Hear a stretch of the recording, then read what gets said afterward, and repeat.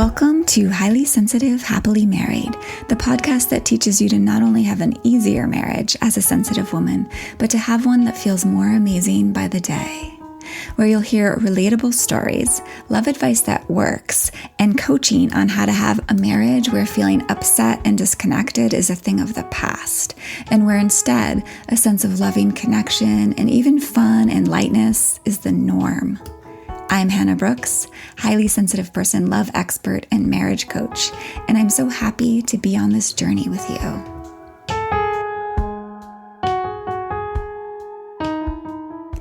Hello, and welcome to episode 15. I hope it finds you super well today, and if not, I hope this episode can help make things a little bit better, a lot bit better for you today. I am doing quite well. I just had a sweet little lunch with my husband in our sunny dining room. That's all neat and tidy. It's Monday, and so we, the kids and us and the adults, got our house nice and tidy. We've worked hard to get the boys on board with helping us clean, and they're quite good at this point in helping us keep our house like a really nice place that we want to be in. And it's also just nice to have lunch with my husband because he's been working from home a lot, like perhaps many of you or many of your husbands.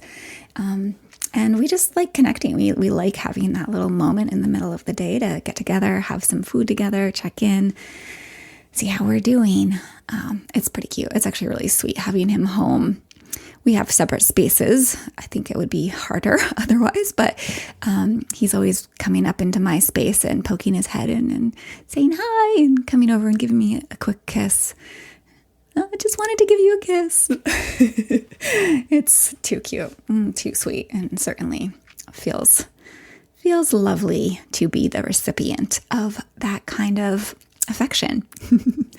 And I want to help you have that too. So today, I want to help you uncover the source of things that are leading to the opposite of that affection, that are leading instead to pain, suffering, and I'll say more about that, of course, in a minute. But I want to start off just by mentioning that, there's so many things that we can do to make our marriages great, right? But there are like so many actions you can take, so many things you can say. But if our minds and our hearts aren't exactly in a great place, they're not going to work as well. So, in coming episodes, I am going to be sharing tactics and even things you can say to help make things easier and better and more connected in your marriage. But those things are going to come so much more naturally, so much more easily and effortlessly when you are really in charge of your emotions, when you're in a place of like much more what I call emotional agency, which is what I've been talking about some in previous episodes. And today is really going to build on that, on learning some skills for more emotional agency. But I wanted to make today particularly practical for you. So I'm going to give you some real specifics to help you build that emotional agency. So one more thing before we dive in. If I were to super simplify my approach to helping to improve marriages, to healing marriages and making them amazing, I would simplify it into two wings. The first wing would be to root out the negative stuff, right? Like the approaches that aren't working, the habits of communicating, the feelings and beliefs that are sort of quote unquote negative, that are sort of bogging the relationship down, right? And the other wing would be to build up the positive, right? So to increase the fondness, the friendship, the connection, to increase the love and compassion and acceptance and trust, right? And all the positive beliefs and thoughts that really contribute to making a marriage loving, easy, and even amazing, right? And as we've been talking about, again, in previous episodes, so much of this, both of these wings, rooting out the negative, building up the positive, starts in your mind, in your brain, in all those beliefs and things that are going on in your mind. So, coming up in upcoming episodes, we're going to be looking at more of the wing of building up the positive. And a couple weeks ago, I shared that in a couple weeks, which is today, we would dive into really finding the source of your suffering. So that's what we're going to do today, is we're going to kind of focus on this second wing, which is rooting out. The first wing, which is rooting out sort of the quote unquote negative. Getting to the source of all the hard stuff and working to eliminate it. Because that's like the path to paving the way. That's paving the way to creating all the good stuff that you're wanting. So if you haven't listened to the best news about your feelings, that episode, I highly recommend going back and listening to that. It really sort of lays the foundation for today. So that's episode 13. Go have a listen if you haven't already. You don't have to hear this one, but if you want the full, complete understanding, definitely go back and listen to that one. So to start uncovering the source of the pain and suffering and the hard interactions that are going on between you and your honey, I want to use an analogy. And it's the analogy of a house. So let's call it, I think I've referred to this in the past in one of these episodes, is like, it's our temple of love. It's our house of love. It's the house that we kind of inhabit with our partner, right? And we want that house. We all want that house of love to be a certain way. Like for each of us, it might be slightly different, but let's say light-filled, serene, clean, and peaceful, safe, happy, relaxing place, right? Like it's like your sort of sacred space that you can come home to and just know that you have a yummy space that's just going to nourish you, refuel you, where you can just look forward to come home to.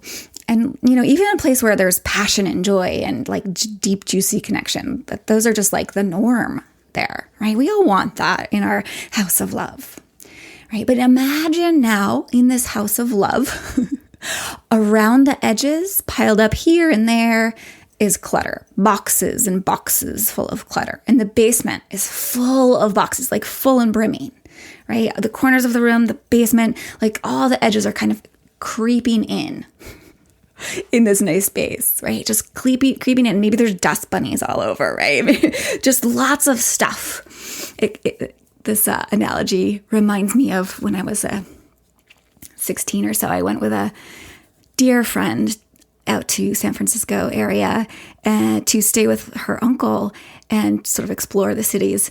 And we got to his house, and it was a cute little house, totally cute, but it was completely packed with neat piles of pizza boxes. And they were everywhere, and you couldn't move through a room without just following this tiny little trail that he had made, like a path through the pizza boxes from one room to the other. We were like, whoa, right? So it's kind of like that. Maybe your house isn't that cluttered, like that's very extreme, right? But even if we just have some boxes around the edges, or we have a bunch in the basement, this is where the metaphor falls apart a little bit, but imagine we have tons of stuff in the basement.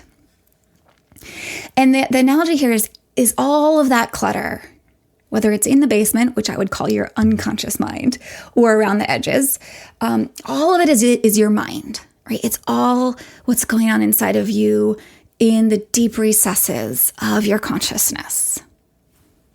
So what really is in those boxes around the edges and in the basement?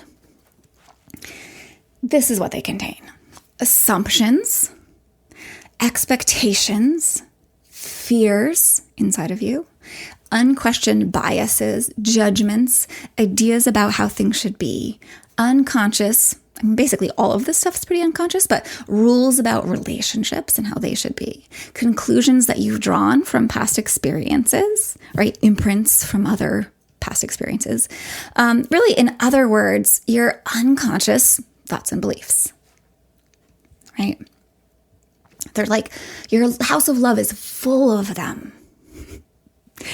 our beliefs are really like this stuff stored in the basement or clutter on the edges of the room, right? They're not useful. A lot of them aren't useful. I'm not going to say all of them aren't useful, but many of those things, they're stored away and we're not looking at them. We haven't even sorted through them to see whether they are positively contributing or not, right? They might not be whatsoever. They might be. But they're definitely there and they are crowding the house.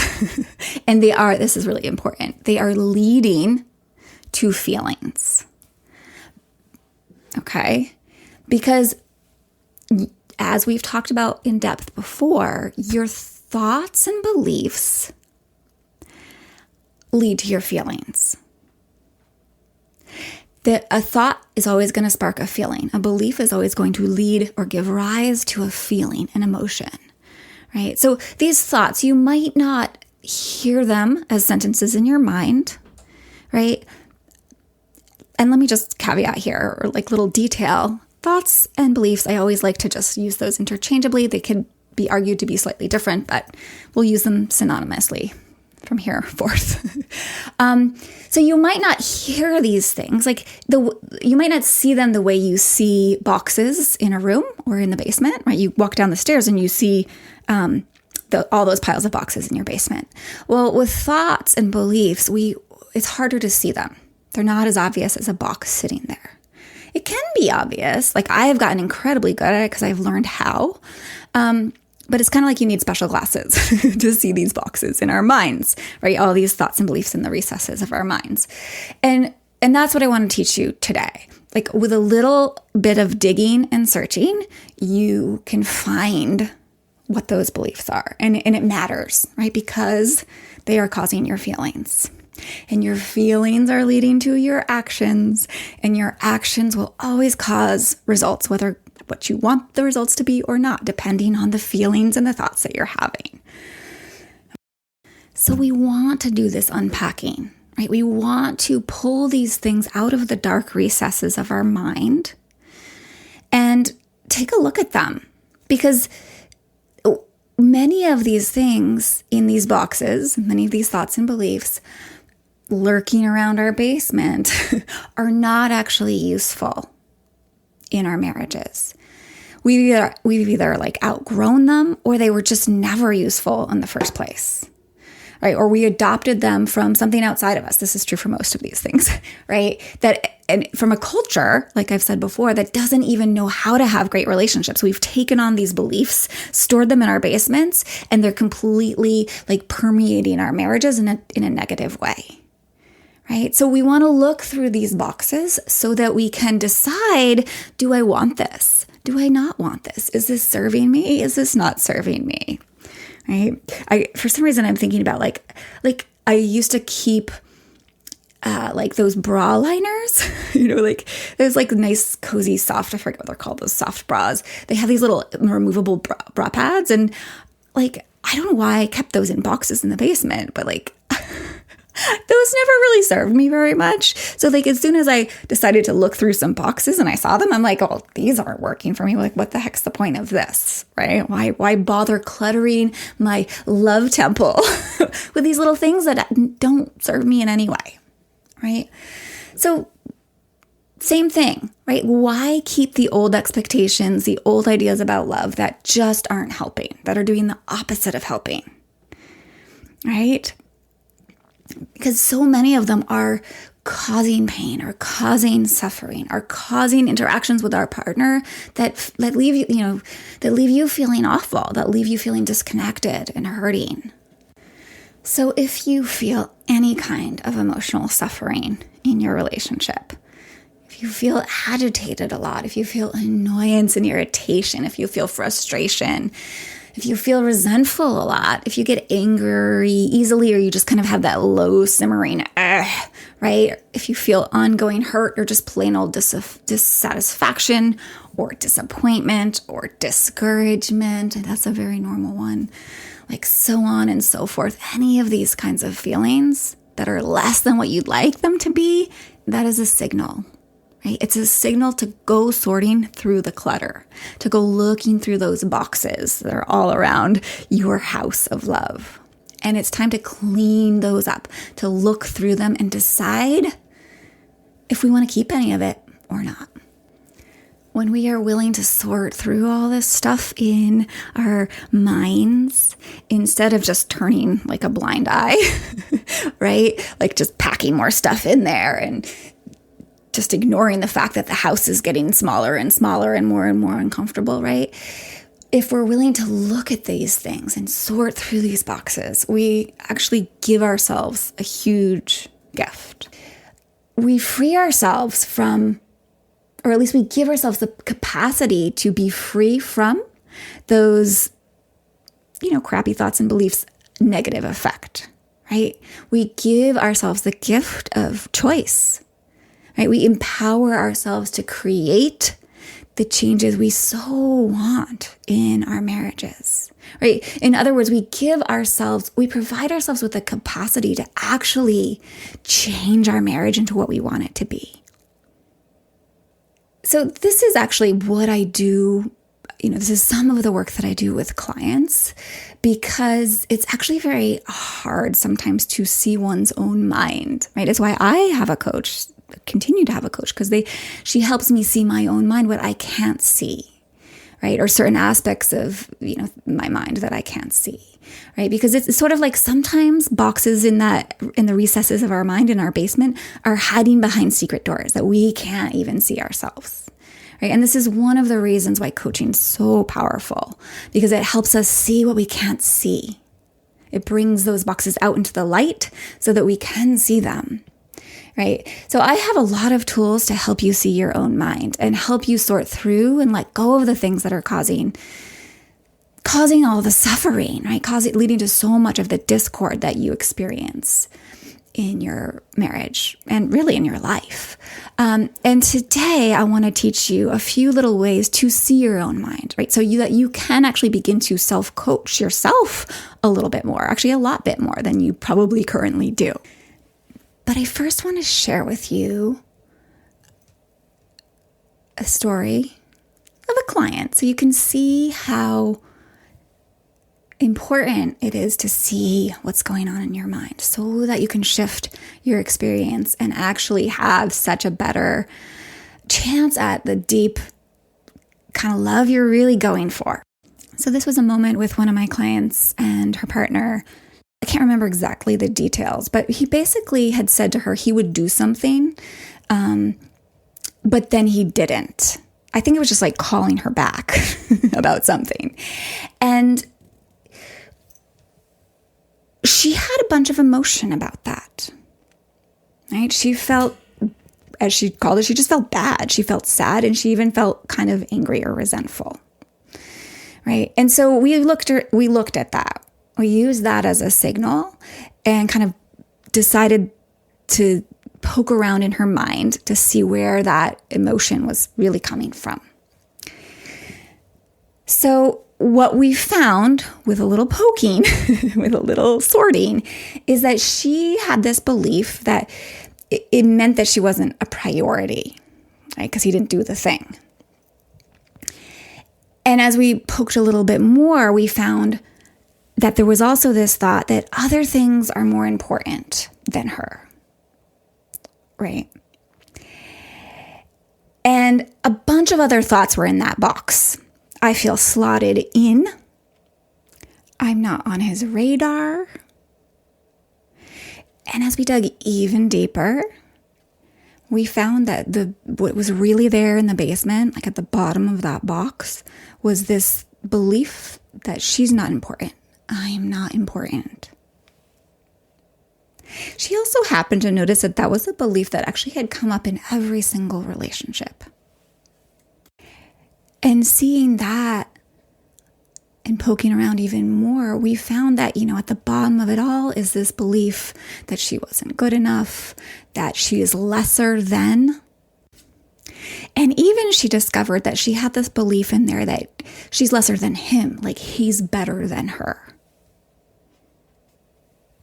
So, clearly when we look and we discover beliefs like this, we can quickly see that, of course, that's causing emotional pain and suffering, right? For her, this led her to feel really sad and angry. And what she would do from that place was kind of self-protect, meaning she'd withdraw, right? She'd create distance. She wouldn't call him, for example, which would always lead to more, disconnection and her feeling even less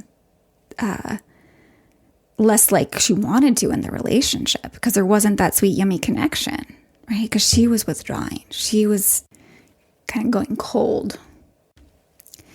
So as we pulled all of this out into the light of day, as she was really able to see and examine and decide if these beliefs in that basement of hers were even true, like if these thoughts were even real,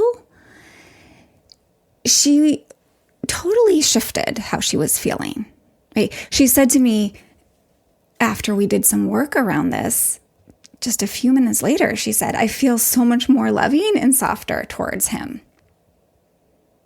I'm reminded of who he is.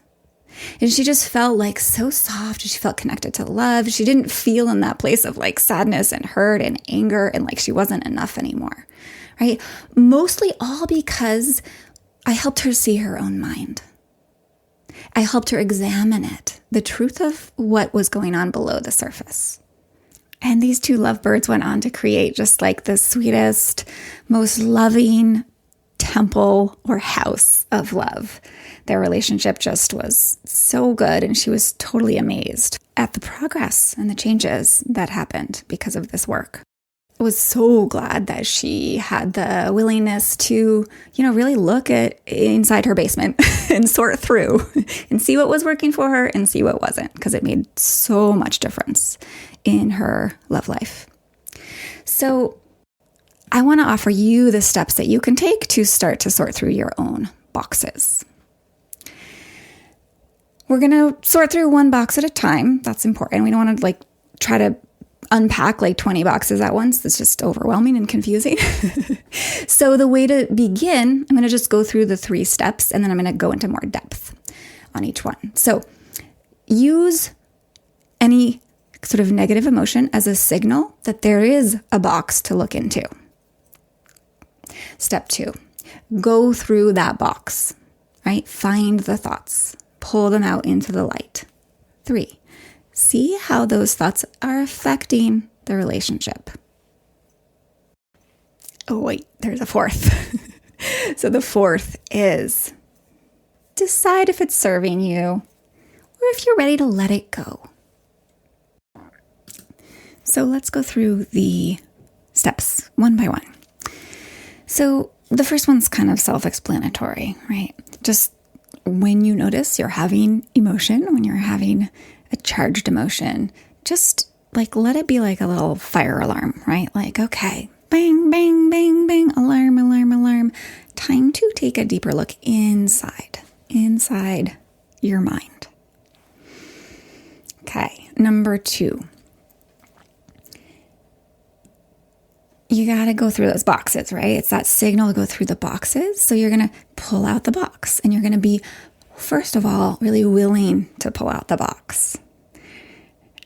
And so this is the key. Once you pull out the box and you start to kind of look at them, you really want to be open to them being there, right? We don't want to pretend that I see this a lot, and I know I used to do this myself, even I just want to see the good parts of my mind, right? I just want to see my wise brain. I just want to see all the wiser parts. And I don't want to look and admit that there's these other thoughts, right? That there's these fear-based thoughts, right? All of us have both the super wise, really great parts of us. And then all of us also have that other part, right? The less evolved, the more fearful, the more, irrational, the less mature. So, right, the fear brain, the lizard brain, right? So when you do this, the really important piece is to remember to let the fear voice, the unevolved part, speak, right? Like actually admitting and being willing to look and allow that part of you to have a voice is actually makes you more evolved and mature, not less, right? Being willing to admit that it's here, being willing to face that part of yourself. That's actually a sign of maturity and wisdom and really brilliance. So that's my little nudge there. Again, I like to say, like, let that part of you, the whiny part of you, the, inner mean girl, I used to call one of my little voices, like the inner spoiled princess, right? Let those less than ideal parts of you speak, right? Let yourself see those parts of you and hear those voices, right? Because if you're not hearing them, if you're not willing to hear them, they're still going to be there. It's not like you make them disappear by not hearing them, right? It's like your little toddler is like yelling in the background and you're just plugging your ears. That's not making the toddler stop yelling, right? It's still there. So whether you hear them or listen to them or not, they're still going to be driving your feelings. They're still going to be agitating you. They're still going to be creating snappiness or grumpiness or argumentativeness or with making you withdraw. Right? So listening into them is actually a better choice because then you can have the power to choose what you want to do with them, to let them go, to send them off to sorting through those things. Oh, like this is a clothing that I want to send off to Goodwill or toss in the dumpster. Right? So I actually call this being TAO with yourself, being transparent, authentic, and open with yourself. Right? Like we need to cultivate a transparent, authentic, and open relationship with our own internal voices, right? With our own mind before we can ever have an honest, open, authentic relationship with anyone else, right? So the work here is to kind of step into that witnessing part of your brain, the part of you that can sense yourself, right? The part of you that can be aware that you are aware, the part of you that can see your own thinking. Right. And then that can really look at what's going on, like look at the things in the box, the thoughts in the mind with neutrality, right? With curiosity, not with judgment, but with even compassion, right? With a kind of gentle, investigative kind of energy. You can totally see these parts of yourself with that kind of curiosity and kindness. And really doing this for yourself is truly an act of kindness, right? To shine this light into your internal world. It really, like I said earlier, it's powerful and it's an act of kindness to be able to look at this part of you. So here are some of the best methods for kind of shining that light into that box in the recesses of your mind. Of course, again, when you're having the feeling, take a look. And I suggest here doing what I call a thought download. I've mentioned this before. It's actually taking out a journal and just like letting those inner voices, like letting any thoughts that are coming up have a voice, like just writing them down on the paper, like literally like just dumping your mind onto the paper. So you'll be able to see your thoughts that way because they'll be on the paper, right? Another thing you can do, or as part of this process, is you can ask yourself simply, what am I thinking? For some of us, that's enough. We can really just start to see what's going on in our mind. A couple other questions that are powerful here. What am I afraid is going to happen? What am I worried about is already happening? I love this question. If this feeling had words, what would it be saying? And as I've shared with you in the podcast about meaning making, these two questions are really powerful too. What story am I telling? Or what am I making this mean? What am I making it mean? What am I interpreting it to mean? So those are great questions to start seeing what's in those boxes of your mind. I also want to share a few more with you that, like, if you might not be having emotion in the moment, but that like right now, right after you listen to this podcast, you could start answering for yourself. It will show you the contents of those boxes without you even having to have a lot of emotion first. So these are a few of the many questions you could ask yourself to see your mind here. What upsets me about our relationship? How is my partner disappointing me? How am I disappointing me? How is my partner not loving me well or right? What is he doing wrong? What am I doing wrong?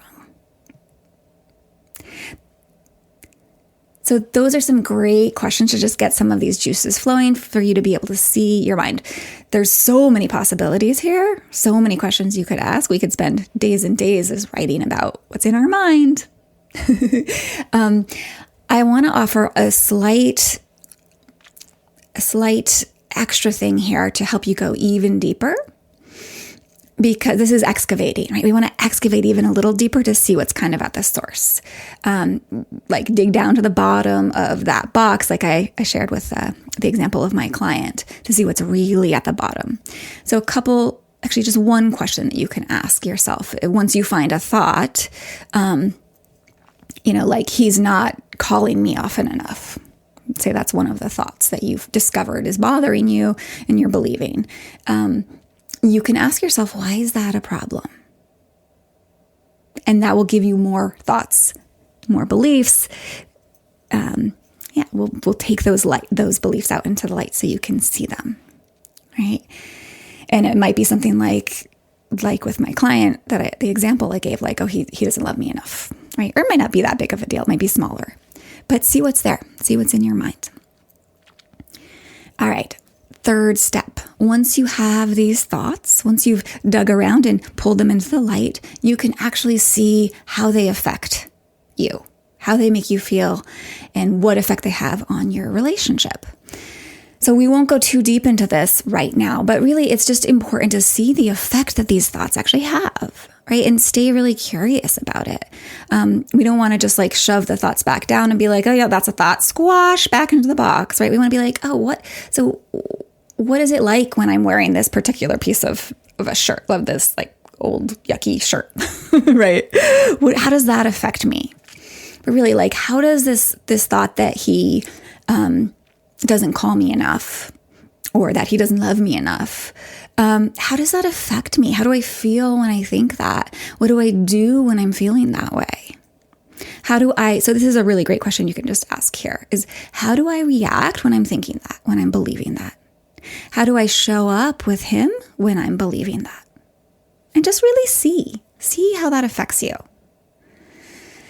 And then the fourth step is, you can just decide. You get to decide, should I keep this one? Is this serving me? Or, is this not really serving my relationship? Is this creating more problems than usefulness, right? Is it helping or hindering? Is it something I want to keep believing or not? And just ask yourself. Those are really powerful questions to ask. Often doing all of these steps and asking that question, just bringing them out of the recesses of your mind, right? Out of the basement and into the light of your own awareness, is enough to see that these thoughts aren't actually the full truth. They're not the truth. They're just thoughts. They're not facts.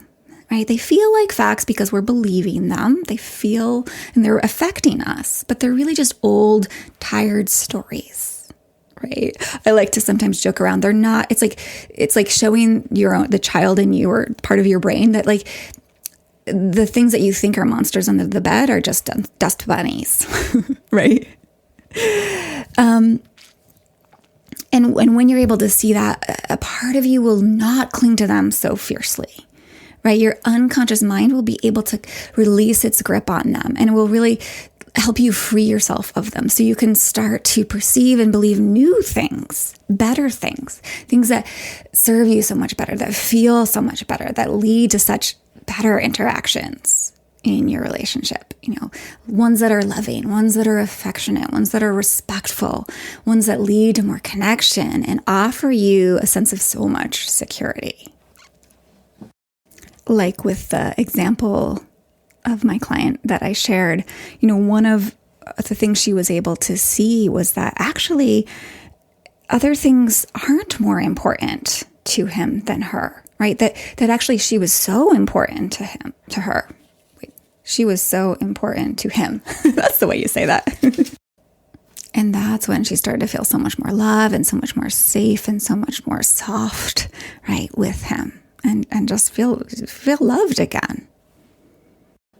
So get sorting. Use these steps to help you see into the dark recesses of your mind and unpack those boxes so you can make your house of love into that beautiful, yummy, safe, passionate, joyful space that you want it to be. It will make a world of difference in your relationship. And if you need help sorting through those boxes and looking into the deep recesses of your mind, please don't hesitate to reach out.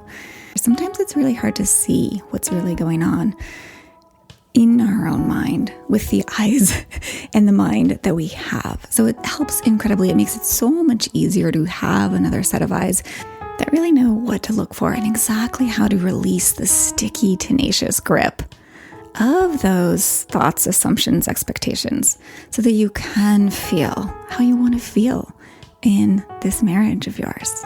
I'm here to help you do that. You can reach me at hannah@lifeisworthloving.com. Have a great week and be oh so well.